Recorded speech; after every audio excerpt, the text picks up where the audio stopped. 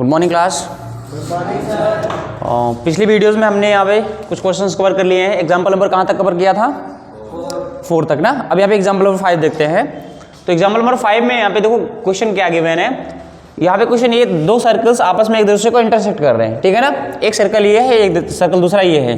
तो ये सर्कल आपस में इस वाले सर्कल को इंटरसेक्ट कर रहा है, और जो इंटरसेक्ट कर रहा है किन पॉइंट्स पे?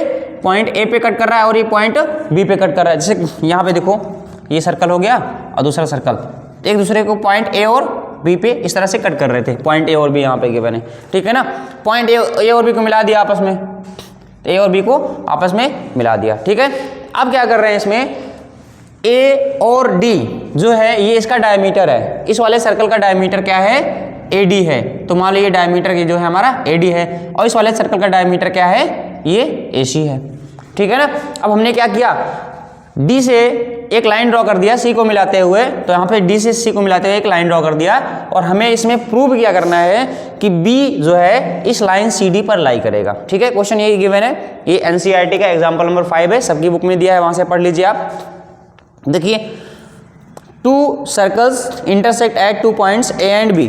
दो सर्कल्स हैं जो कि एक दूसरे को पॉइंट A और B पे इंटरसेक्ट कर रहे हैं। AD and AC are diameters to the 2 circles. और यहाँ पे देखो ये AD है और ये AC क्या है? इसका डायमीटर। ध्यान से देखना, डायमीटर है ये। AD और AC क्या है? डायमीटर है इसका, ठीक है। And prove that B lies on the line segment DC। हमें क्या प्रूव करना है कि जो ये पॉइंट जो B है ना, ये B जो है ये लाइन सेगमेंट DC पर लाई कर रही है। इतनी बात समझ में कि नहीं? ये B जो है लाइन सेगमेंट DC पर लाई कर रही है। अच्छा एक चीज बताइए, अगर हमें ये प्रूव करना है कि पॉइंट B लाइन DC पर लाई कर रही है, तो ज्योमेट्रिकली हम सोचेंगे क्या? एक्चुअल में हम मतलब यहाँ पे प्रूव क्या करेंगे, क्या प्रूव करते हैं? किससे हमको प्रूव होता है कि ये पॉइंट B जो है लाइन DC पर लाई कर रही है? सोचो, हमको यही सोचना है। नॉर्मली तो हम उस तरह से तो कर नहीं पाएंगे, तो हमको कोई साइड या फिर एंगल कुछ ना कुछ इक्वल प्रूव करना पड़ेगा, मतलब कुछ ना कुछ प्रूव करना पड़ेगा ना यहाँ पे। अच्छा सिंपल सी बात है, बताओ, मान लो पॉइंट A है और पॉइंट B है, कोई पॉइंट C मान लो यहाँ पर लाई कर रहा है।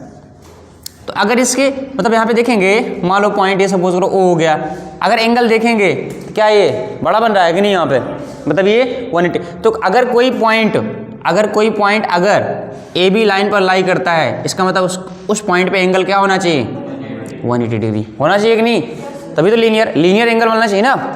तो अगर मान लो पॉइंट B अगर पॉइंट DC लाइन पर, मतलब यहाँ पे पॉइंट B अगर लाइन DC पर लाई कर रहा है, इसका मतलब क्या हो जाएगा? पॉइंट B पे जो एंगल बन रहा है, एंगल DBC कितना होना चाहिए? Angle DBC 180। तो हमें एक्चुअली प्रूव क्या करना है? Indirectly angle DBC is equal to 180। जब कभी भी ये ऐसा क्वेश्चन कहे कि यहाँ पे ये एक स्ट्रेट लाइन है या फिर ये पॉइंट इस लाइन पे लाई कर रहा है, आपको ऑलवेज क्या करना है? उस पॉइंट पे 180 डिग्री एंगल को प्रूव कर देना है। इतनी बात समझ में आएगी नहीं? ठीक है, अब काम पे लग जाते हैं। तो अब देखो ध्यान से, यहाँ पे हमको ये एंगल प्रूव करना है, that is angle DBC is equal to कितना है? 180 डिग्री। और एक चीज बताइए, क्या आपने ये थ्योरम पढ़ रखा है कि नहीं? जैसे हम देखेंगे यहाँ पे ये डायमीटर है, बोलो। अब अगर डायमीटर पे यहाँ पे देखो, या फिर क्या हम सेमी सर्कल ले लिया, मतलब डायमीटर सेमी सर्कल। अगर सेमी सर्कल पे कोई भी एंगल बनेगा, सेमी सर्कल पे कोई भी, इस सेमी सर्कल AB या फिर डायमीटर अगर इस सर्कल पे कोई भी एंगल सबटेंड करेगा, तो वो एंगल कितने डिग्री का होगा?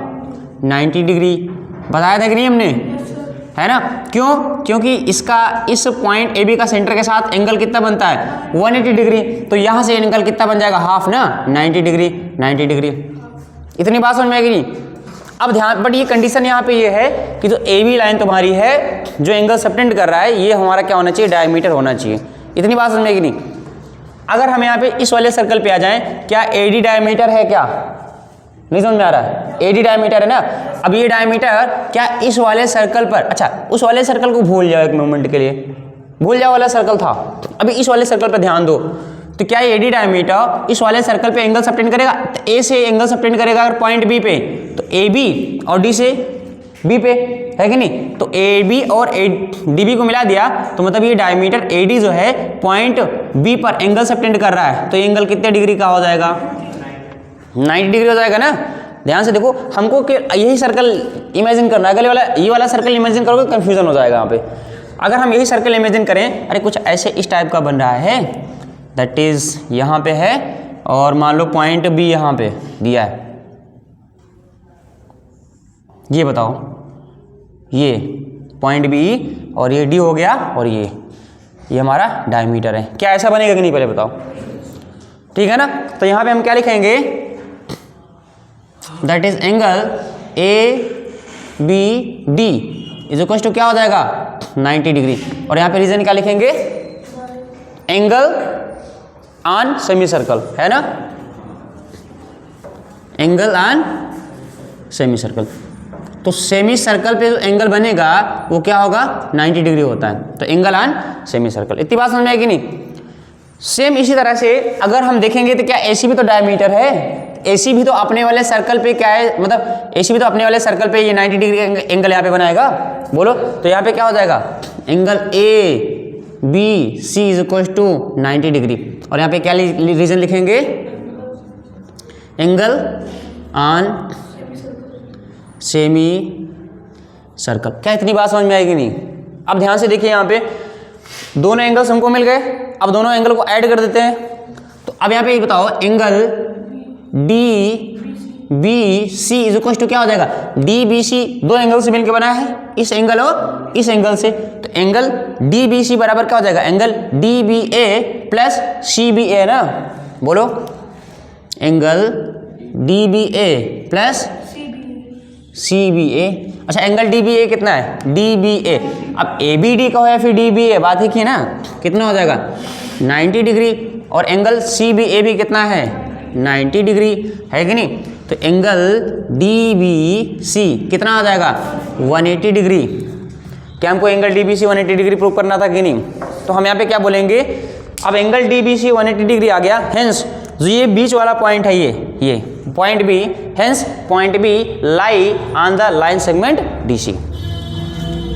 तो यहाँ पे लिखेंगे hence point B, hence point B lie on line segment, ये लाइन सेगमेंट कौन सा लाइन सेगमेंट है, D C. Hence point B lie on line segment D C. क्या है, ये समझ में आया कि नहीं। यहाँ पे हल्का सा कॉन्सेप्ट यूज हुआ है। अच्छा, देखने में बड़ा कॉम्प्लेक्स टाइप में लग रहा था ना, पता नहीं कैसे प्रूव करना होगा, कहीं यहाँ तक पूरा बोर्ड न फिल हो जाए करने में इसको प्रूव, है कि नहीं। दो लाइन में हो गया प्रूव। पहला क्या, यहाँ से सेमी सर्कल एंगल क्या कितने डिग्री का सबटेंड करता है 90 डिग्री का, और ये वाला सेमी सर्कल 90 डिग्री का एंगल सबटेंड कर रहा है, दोनों ऐड कर दिया 180 डिग्री हो गया यहाँ पे। बट एक चीज़ यहाँ पे ध्यान देना, जब कभी भी हमको ये प्रूव करना हो कि ये कोई पॉइंट एक लाइन पे लाई कर रहा है, तो वहाँ पे उस पॉइंट पे हमको 180 डिग्री का एंगल प्रूव करना होगा। इतनी बात समझ में आएगी नहीं, आपको इतना सोचना पड़ेगा। और ये थ्योरम जो है ना, ये वाला, ये बहुत इंपॉर्टेंट है, क्योंकि इसका एप्लीकेशन मोस्टली क्या है, क्लास 10th में ज़्यादा यूज होने वाला है, ठीक है ना। तो आपको जो क्लास 9th का जो सर्कल है, इसका एडवांटेज क्या है, ज़्यादा एडवांटेज क्लास 10th में मिलने वाला है, ठीक है ना। तो आप क्या बहुत ध्यान से पढ़िएगा, ये मत सोचिएगा अरे क्लास 9 तक ही क्या है, ये आएगा, क्लास 10th में भी इसका आता है, ठीक है ना। तो दोनों यहाँ पे क्लास में आ रहा है, तो बढ़िया से अच्छे से पढ़ लेते हैं, ठीक है ना। इसको नोट कर लीजिए जल्दी से।